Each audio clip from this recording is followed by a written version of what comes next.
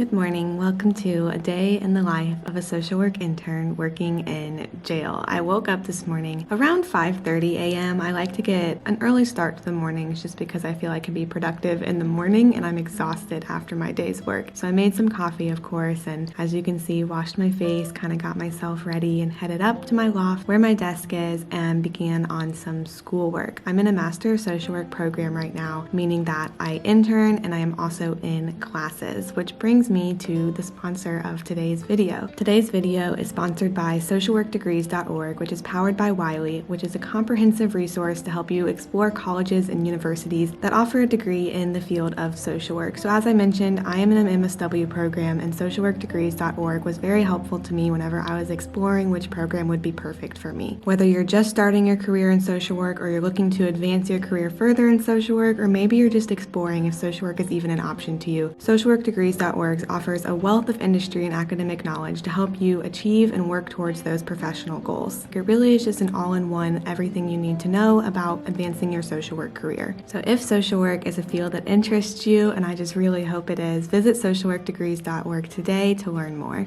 After getting about an hour or so of my schoolwork done, I'm starting some new classes soon, so that's why it felt so important to do that this morning. I got myself ready for the day. Ate some Cheerios. Cheerios are my absolute favorite, and I sat just taking some time to myself to mentally prepare for the day. Here's my outfit of the day, featuring my clear bag that I have to take for security reasons, and I'm on my way to start my hour-long commute to jail. Good morning, my name is Anna. Welcome to the channel. As I'm sure you can assume based on the title, so I'm guessing why you clicked on this video if you're not already subscribed, is that I am a social worker. To be specific, I'm a social work intern because I have my BSW, but I'm working on my MSW, and I work in a jail. I work in a youth detention center, meaning my clients are anywhere from 12 all the way up to 20, with most being around that 16-year-old range. All of my clients are males. I work at a male facility, and I'm on the mental health team there. So this involves a lot of various different things. Since it is a secure facility, I obviously cannot bring my phone inside. I cannot film inside, so I'll do my best to talk you through my plan for the day, and then we'll catch up afterwards too, so you can kind of get that good picture of what it looks like to work as a social worker in a secure facility, whether that's jail or prison or whatever you're interested in. So my specific facility that I'm interning at is a jail. It's a short-term facility, meaning whenever youth get arrested, if they will be detained, then they are taken to this facility and they are held here until their trial, their court dates. If they have juvenile court, if they have superior court charges, it means that we're kind of just a holding cell. So some kids come in, are here for 12 hours and then leave again, whereas some kids come in and then are waiting up to 2-3 years for their superior court trials, and they're just held that entire time. Regardless of the situation though, for youth, it obviously is a very big adjustment to be in jail no matter what they did to be in this situation, and that's where the mental health team comes in. So when youth are brought into the facility, they're screened for their mental health needs, and if they signal for the need of a mental health assessment, then myself or one of the team members gives a mental health assessment, which is more commonly known as a biopsychosocial if you are in the field of social work, where it just kind of gets all the relevant information about their life, and you can also kind of pinpoint the target areas, the problem areas that they may need services around. At that point, if they make the mental health caseload, that means that they will be getting counseling. Most typically it's bi-weekly, sometimes it'll be weekly or monthly, just depending on the child and their needs. It covers a variety of different domains. It can be anything from conduct to mood to substance abuse to trauma. There's a lot of trauma present in the youth that are detained. Also, the mental health job is to mitigate for any risk that youth might be to themselves. So whether that is through self-harm or any suicidal thoughts that they may be having, that is also part of the mental health. Since today is the last day of the month, my plans while I go in will be to set my schedule for the upcoming month, make sure I know which kids I need to see on what days that I'm there, because I only go in Monday, Thursday, Friday. And then I also have isolation rounds that are on me today. So anytime a kid is put on isolation, they just have to be checked on my mental health every 4 hours. And so I will do 2 of those while I'm there today, just to see if there's any mental health concerns, make sure they're all right, get them a book if they need it or something. And then I also will do rounds to check on the kids that have been deemed a higher risk to themselves for whichever reason that is. There's just a few kids that we have a system in place, whether they need just closer monitoring or if they just need to be checked in on if they're a risk of hurting themselves at all. Those rounds are on me today as well. So I need to go ahead and get my day started, but I'll catch up with you after.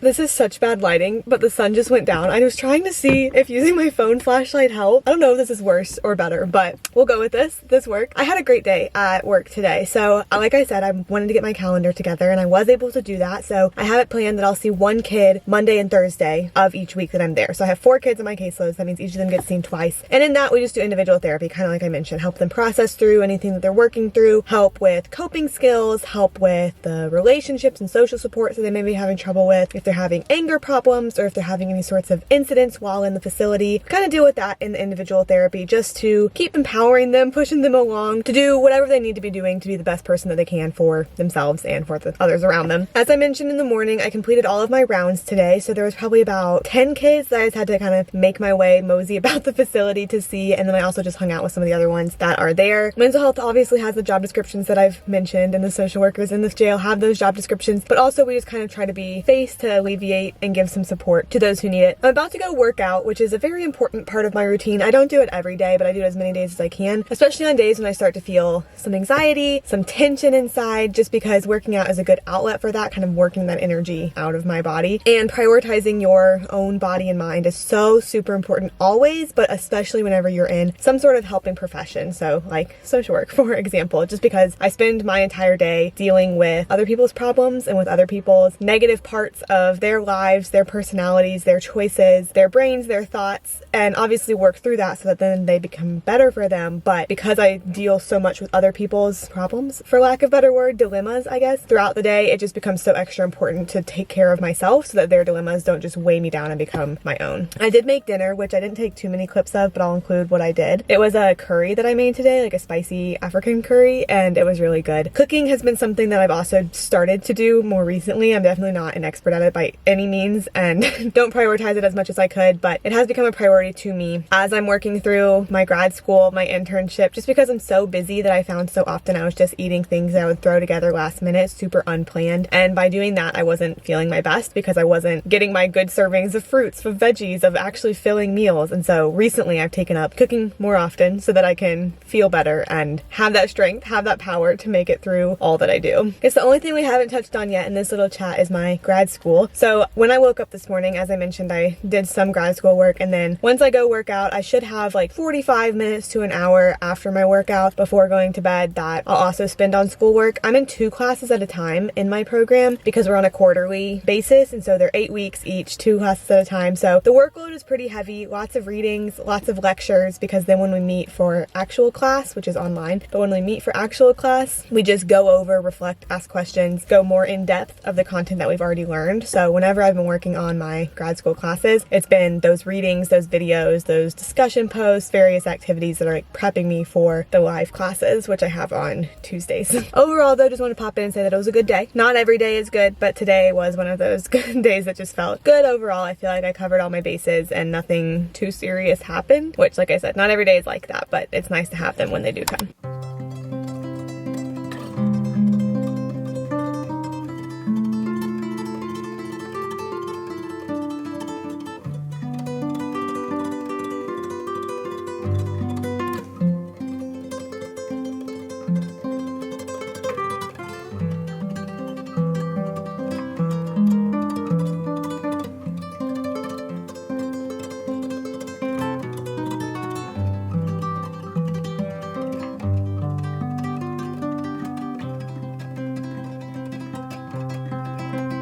I hope that this video could provide you with a little bit of insight into what the day of a social worker can look like, especially specifically a social worker in jail. I would love to answer any more questions and to continue sharing my social work experiences, my life on this channel. If this is your first video from me, I post week in the life, social work content, lifestyle content, vlogs. We really just kind of hang out and have a good time on this channel. So I would love if you would subscribe. If nothing else though, please at least like the video just because it's so helpful to me and it can help push this video out to more people who get to see it. I hope you find the time today to just appreciate the little things in your life that can make you smile and that you are so grateful for. I appreciate you taking the minutes out of your day to watch this video, and I want to thank once again our sponsor, which is socialworkdegrees.org, powered by Wiley, who of course is linked down in the description below. So go ahead and check them out, and I'll see you next time.